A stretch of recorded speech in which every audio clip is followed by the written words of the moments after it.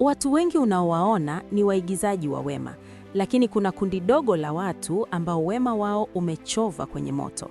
Leo nitakupa sifa 5 za kisaikolojia zinazomtambulisha mtu huyu adimu, mwema, na nakuonya kama unazo, basi wewe ni mmoja wa chosen ones au wateule. Usiondoke.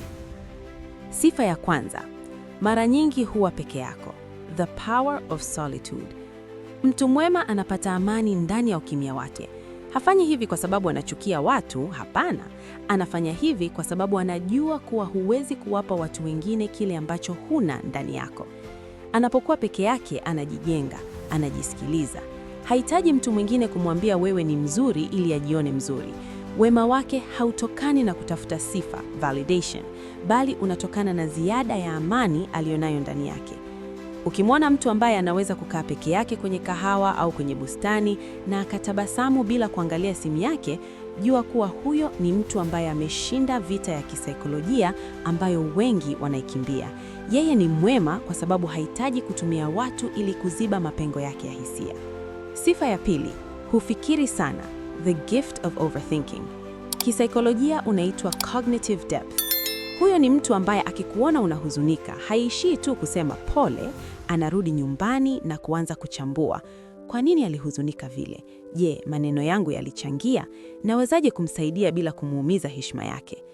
Anahisi mambo kwa undani mkubwa sana. Akisikia habari ya kusikitisha, haisahau baada ya dakika 5 kama wafanyavyo wengine, anabaki na hiyo hisia, anaitafakari na kuitafuta maana yake. Hii ndiyo sifa inayomfanya awe mwema wa kweli. Kwa nini? Kwa sababu anajua uzito wa maumivu. Anarudia kufikiria matukio ambayo wengine wanayasahau, anakuwa na uwezo wa kutopoteza utu wake. Empathy. Kumbuka hili. Mtu anayefikiria sana, overthinker, mara nyingi ndiye anayejali sana.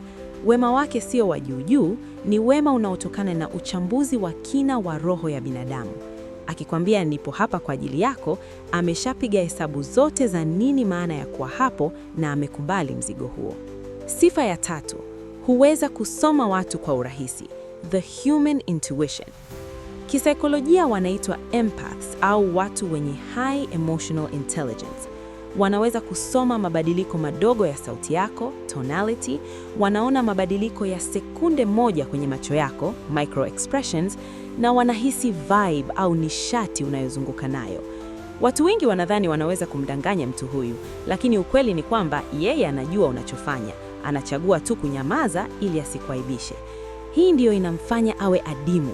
Anajua nia zako zilizofichika, anajua wakati unajifanya rafiki huku una wivu, lakini bado anakutendea wema. Wema wake hapa unakuwa ni wa kipekee kwa sababu anajua ubaya wako, lakini bado anachagua kukuonyesha upande wake mzuri.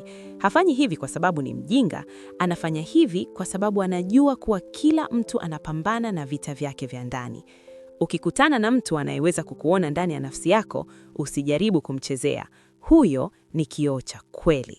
Sifa ya 4, si rahisi kuamini watu. The guarded heart.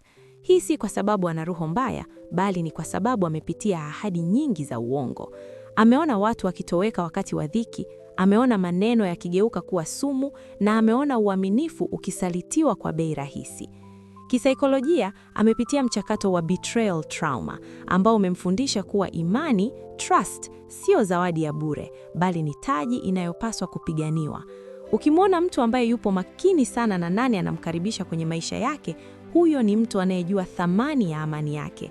Lakini hapa ndipo siri ilipo. Siku ambayo mtu huyu atakapoamua kukuamini, umepata hazina ambayo dunia nzima haiwezi kuipata. Imani yake ikiwa kwako ni imani ya dhati inayoweza kuvumilia dhoruba yoyote. Haamini watu kwa haraka kwa sababu hataki kuwa mnafiki. Anataka anaposema na kuamini iwe ni kweli kutoka kwenye vilindi vya roho yake. Siri ya 5. Licha ya yote aliyopitia, bado huchagua kuwa mwema. Kindness as a rebellion. Kuna watu wakiumizwa wanajibu kwa kuumiza wengine. Wanasema dunia ilinionyesha ukatili na mimi nitakuwa mkatili. Hawa ni watu dhaifu kisaikolojia. Lakini mtu adimu kubaki na moyo wa nyama. Huyu ndiye mtu anayeweza kumsaidia yule aliyemuumiza zamani, si kwa sababu amesahau, bali kwa sababu wema wake hautegemei tabia yako. Wema wake unategemea yeye ni nani. Hii ndiyo sifa ya mwisho inayomtenganisha mtu wa kawaida na the chosen one. Dunia ya leo imejaa plastic. Kila mtu anajaribu kuonekana mzuri kwa nje.